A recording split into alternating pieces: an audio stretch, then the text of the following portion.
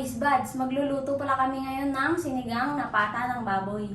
Ito pala yung gagamitin namin pang paasim, sinigang sampalok mix original ng Knorr. Ito pala yung pata na lulutuin namin. Ito napakuluan na yan. Para konting kulo na lang, malambot na. Ito magsisindi na tayo ng kalan. Ito maglalagay na tayo ng mantika.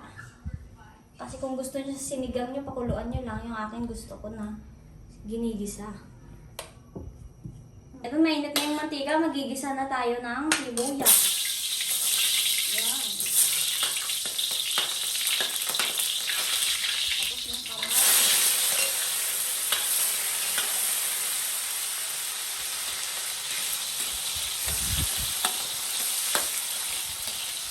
Ang bango. Ito, bago natin ilagay yung pata, siguraduhin munang kumatas na yung kamatis nyo. So, ayan na, ilalagay na natin ngayon. Ayan.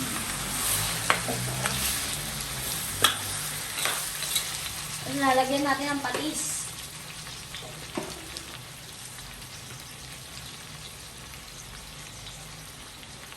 Ayan, sakto sa dami. Yan lang. Mamaya na natin timplahan. Ito ilalagay pala natin yung siling green para naman manuos na sa baboy yung lasa nito. Ito maglalagay tayo ng konting tubig. Yan, konting-konti lang muna. Yun, sakto na. Tapos maglalagay tayo ng paminta. Ito nagdagdag na pala ako ng sili, mga 5 piraso na yan lahat. Kasi ito maglalagay na tayo ng paminta.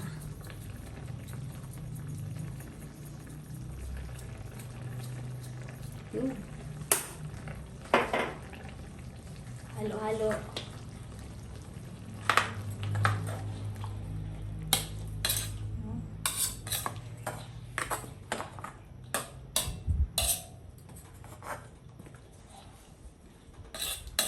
Ito maglalagay tayo ng cubes para sa baboy manuot yung cubes habang konti ko lang yung tubig. 2 cubes pala nilagay ko.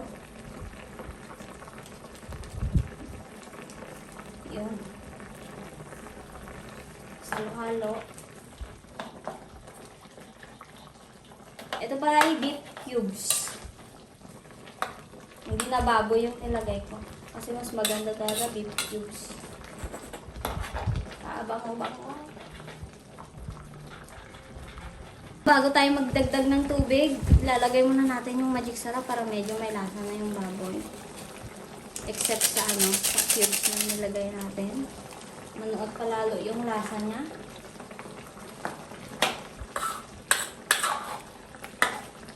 Konting kulo, tapos magdadagdag tayo ng tubig.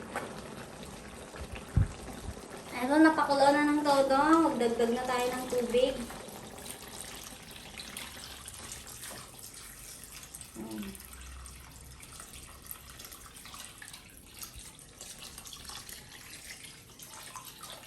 Depende sa inyo kung gaano karaming tubig yung gusto nyo.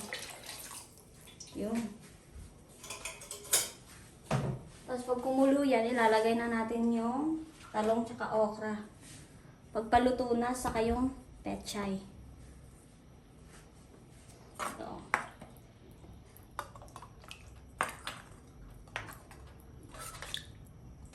Ito nakulo na, kaya ilalagay na natin yan sabay yung okra tsaka yung talong. Kaya ang lumambot bago ilagay yung pechay. Halo-halo.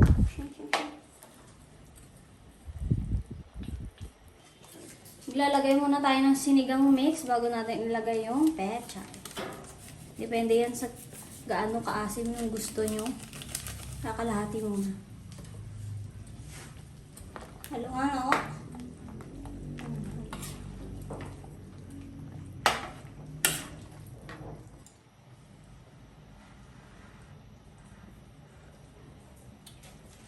Parang dagdagan konti yung asin. Yun, okay na yan. Kaya nyo lang magdagdag ng pampalasa kung ano gusto nyo. Maglalagay tayo ng konting asin pang palagdag ng lasa. Ano yan? Ito, isasabay na natin to. Papakulo yung pechay para sabay-sabay na sila maluto. Yan. Pag lumambot na silang lahat, luto na yan. Ito, luto na yung ating sinigang na pata ng baboy.